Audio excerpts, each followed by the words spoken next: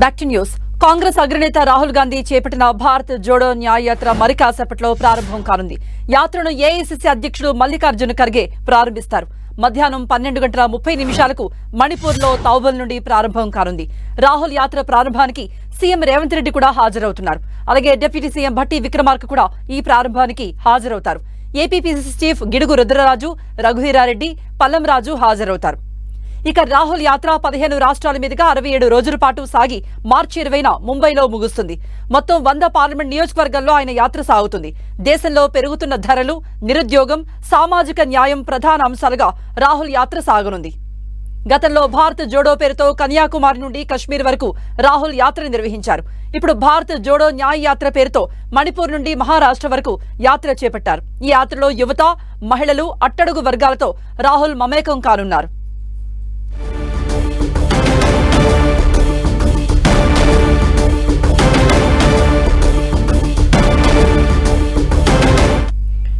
ఇక దీనిపై మరిన్ని అప్డేట్స్ ఇవ్వడానికి మా ప్రతినిధి ప్రతాప్ లైవ్ లో జాయిన్ అవుతున్నారు. ప్రతాప్, తెలంగాణ సీఎం రేవంత్ రెడ్డితో పాటు మల్లు భట్టి విక్రమార్క తో పాటు ఎవరెవరు తెలంగాణ నేతలు ఇప్పటికే అక్కడ చేరుకున్నారు మణిపూర్కి?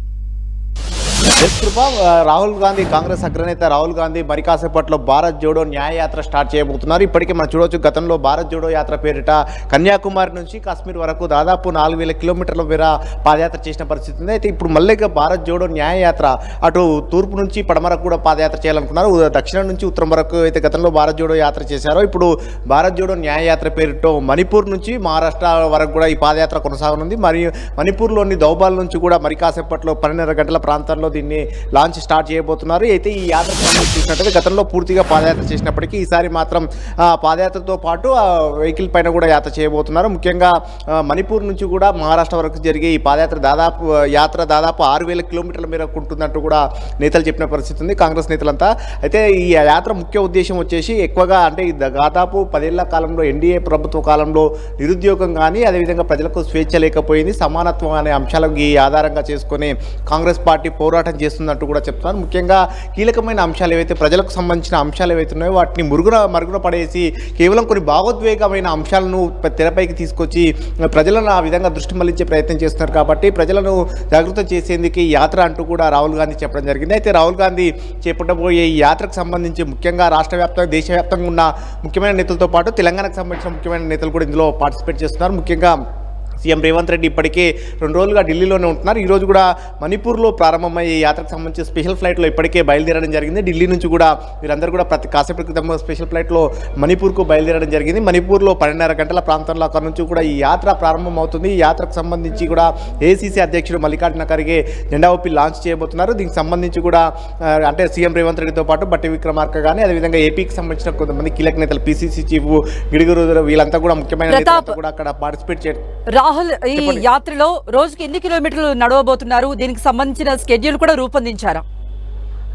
డెఫినెట్గా దాదాపు 15 రాష్ట్రాల గుండా కూడా దీనికి సంబంధించి యాత్ర విధంగా వెళ్ళే అవకాశం ఉంది. దాదాపు 100 పార్లమెంటు స్థానాల నుంచి కూడా ఈ యాత్ర ఉండేటట్టుగా కూడా ప్లాన్ చేసిన పరిస్థితి ఉంది. ప్రతిరోజు కూడా 30 నుంచి 40-50 కిలోమీటర్ల వరకు కూడా దీన్ని ప్లాన్ చేసిన పరిస్థితి ఉంది. ఎందుకంటే దాదాపు 6000 కిలోమీటర్లను కేవలం 66 రోజుల్లోనే దీన్ని పూర్తి చేయాలని ఒక లక్ష్యంతో పెట్టున్నారు. కాబట్టి ఇది పూర్తిగా పాదయాత్ర కాదు, కొన్ని వెహికల్లో కూడా అక్కడక్కడ వెళ్తున్నారు. అక్కడ అంటే వాతావరణానికి సంబంధించి నార్త్ ఈస్ట్ రాష్ట్రాల్లో కాస్త వాతావరణం అనుకూలించిన నేపథ్యంలో దానికి సంబంధించి కూడా ఏ విధంగా అనుకూలిస్తారు దానికి తగ్గట్టుగా కూడా ప్లాన్ చేసిన పరిస్థితి. దాదాపు 15 రాష్ట్రాలు కూడా దీనంతా కూడా ప్లాన్ చేశారు. కాబట్టి దాదాపు 300 పైగా అసెంబ్లీ నియోజకవర్గాలంతా కూడా దీన్ని కవర్ చేసేటట్టుగా కూడా ప్లాన్ చేశారు. ఎందుకంటే త్వరలో పార్లమెంట్ ఎన్నికలు వస్తున్నాయి. కాబట్టి పార్లమెంట్ ఎన్నికల దృష్ట్యా వీటన్నిటి కూడా కవర్ చేయాలని ఒక లక్ష్యంగా కాంగ్రెస్ పార్టీ పెట్టుకుందని చెప్పుకోవచ్చు. ఎందుకంటే గతంలో చూసాం మన భారత్ జోడో యాత్రకు దక్షిణం నుంచి కన్యాకుమారి నుంచి కాశ్మీర్ వరకు కూడా పాదయాత్ర చేశారు. కాబట్టి ఇప్పుడు తూర్పున ఉన్న మణిపూర్ నుంచి కూడా పడమరన ఉన్న మహారాష్ట్ర వరకు కూడా పాదయాత్ర చేసినట్లయితే భారతదేశం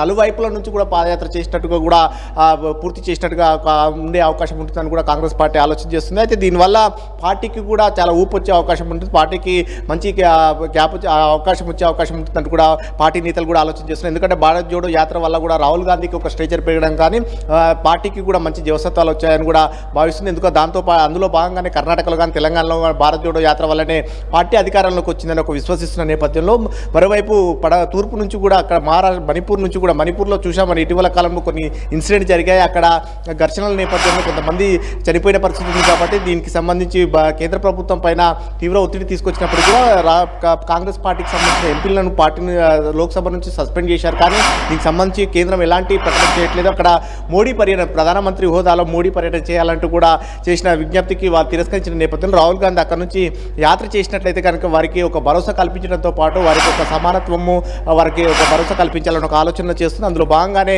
మణిపూర్ నుంచి కూడా ఈ యాత్రను చేపట్టి మహారాష్ట్ర వరకు కూడా కొనసాగించాలని చూస్తుంది. దాదాపు 100 నియోజకవర్గాల 100 లోక్సభ పరిధిలో నుంచి కూడా ఈ పాదయాత్ర ఉండేటట్టుగా కూడా ప్లాన్ చేశారని చెప్పొచ్చు. కృప. ఓకే ప్రతాప్, రాహుల్ యాత్రలో యువత, మహిళలు, నిరుద్యోగులు అలాగే అట్టడుగు వర్గాలందరినీ కూడా కలిసి వాళ్లతో మమేకమవుతూ ఈ యాత్రను ఆయన మొదలు పెట్టబోతున్నారు. వాళ్లతో మమేకమవుతూ